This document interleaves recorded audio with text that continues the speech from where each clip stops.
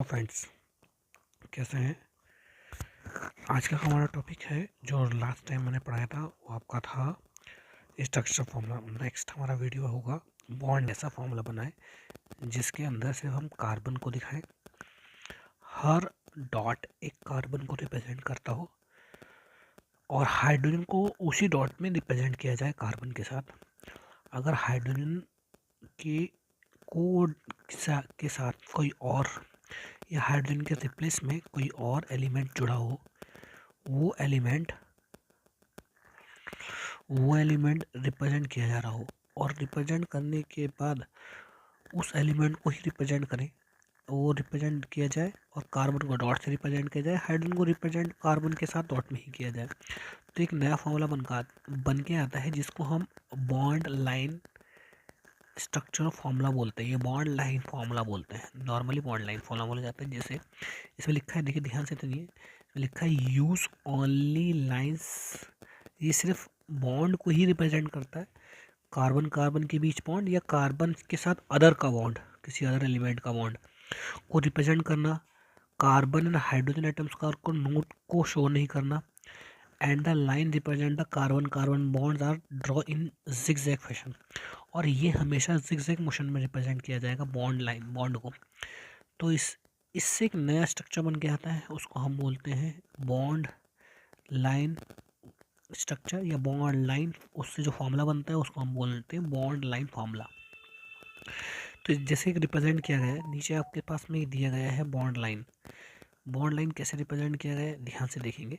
जैसे हमारे पास नॉर्मली एक ऊपर एक फार्मूला लिया हुआ है और उस फार्मूले का नीचे बॉन्ड लाइन बनाया गया है। ये है हमारे पास एग्जांपल।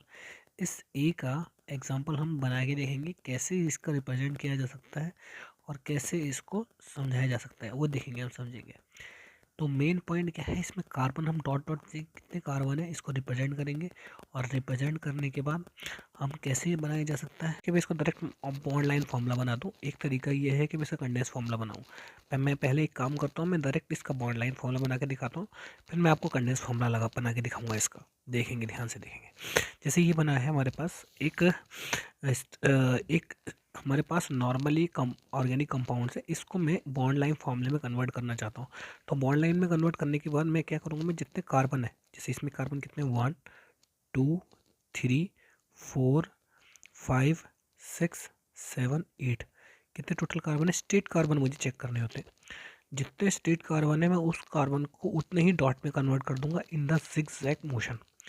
तो मैं क्या कर रहा हूँ, मेरे पास क्या है 1 2 3 4 5 6 7 8।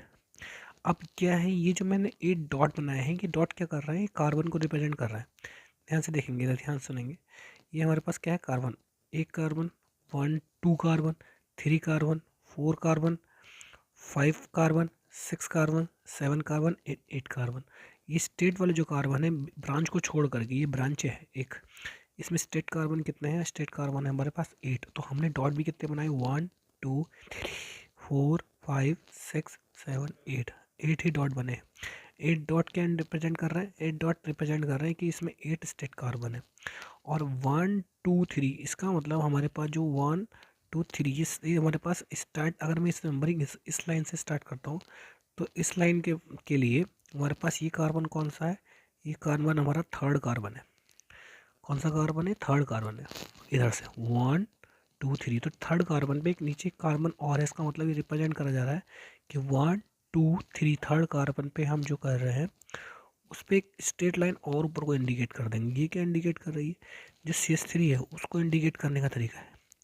ये लाइन CH3 को इंडिकेट कर दे रही है। अब क्या है, हमें ये कार्बन है, कार्बन के साथ हमने क्या बोला, बॉन्ड लाइन फॉर्मूले में हम क्या करते हैं, इसके अंदर की जो वैल्यू है हाइड्रोजन की वो इंडिकेट नहीं करते हैं, सिर्फ कार्बन को इंडिकेट करते हैं। और कार्बन को इंडिकेट करते हैं तो हाइड्रोजन अपने आप ही उसका वैलेंसी को सेटिस्फाइड करता है। तो इसका मतलब पहला वाला कार्बन क्या है, पारे वाले कार्बन के साथ कितने हाइड्रोजन होने चाहिए, 3, क्योंकि इसकी वैलेंसी 1 है। क्योंकि हमारे पास कार्बन की टेंडेंसी होती है टेट्रा वैलेंसी।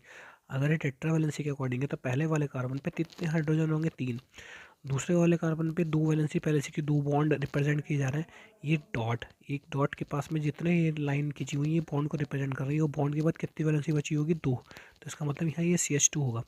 यहाँ पर कितने हैं बॉन्ड, एक, दो, तीन, तीन बॉन्ड है इस कार्बन पे, इसका मतलब इसकी वैलेंसी कितनी होगी, CH होगी। और जो हमारे पास ऊपर CH3 है इस वाले कार्बन पे भी CH3 होगा, तो इसका मतलब यहाँ CH2, यहाँ CH2, यहाँ CH2, यहाँ CH2, यहाँ CH3 होगा। तो इस तरीके से हम ये बना सकते हैं इसका बॉन्ड लाइन फार्मूला। अब आपने ये बॉन्ड लाइन फार्मूला बनाया है, इसी को कंडेंस फार्मूला में कन्वर्ट करना चाहते हैं। किस फॉर्म में कन्वर्ट करना चाहते हैं, कंडेंस में। तो कंडेंस में कैसे कन्वर्ट कर सकते हैं, कंडेंस कन्वर्ट करने के लिए आपको क्या पता होना चाहिए, यहाँ पर है आपके पास CH3, तो इस CH3 को इंडिकेट कर दें, फिर CH2 को इंडिकेट कर दें, और CH2 इंडिकेट करने के बाद जो CH है वो CH के ब्रैकेट में CH3 इंडिकेट कर दें। ये क्या इंडिकेट कर रहा है कि CH3 जो CH है उसके साथ में क्या जुड़ा हुआ है, CH3 जुड़ा हुआ है। बाकी की 1 2 3 4 4 टाइम जो हमारे पास क्या जुड़े हुए हैं, CH2 जुड़े हुए हैं। 1 2 3 4 4 टाइम हमारे पास CH2 जुड़े हुए हैं, तो हम CH2 का होल 4 लगा देते हैं, और उसके बाद हम लिख देंगे CH3। तो इस तरीके से हमने एक नया फार्मूला बना लिया। इस फार्मूले को हमने, इसका मतलब है इस फार्मूले को हमने सिंपली बहुत शॉर्ट कर दिया है। तो शॉर्ट में लिखने का मीन्स हो गया हमारे पास कंडेंस फार्मूला। और अगर हम सिर्फ बॉन्ड को ही रिप्रेजेंट करते हैं और हाइड्रोजन को, मतलब कार्बन को डॉट से रिप्रेजेंट करते हैं और बॉन्ड ही दिखा देते हैं, और हाइड्रोजन को नहीं दिखाते, और हाइड्रोजन के अलावा कोई मॉलिक्यूल को, एलिमेंट्स को दिखाते हैं, तो वो हमारे पास बॉन्ड लाइन बन जाता है। इट्स मीन ये हमारे पास बॉन्ड लाइन है। और नीचे वाला हमारे पास कौन सा है, वो है कंडेंस्ड फार्मूला।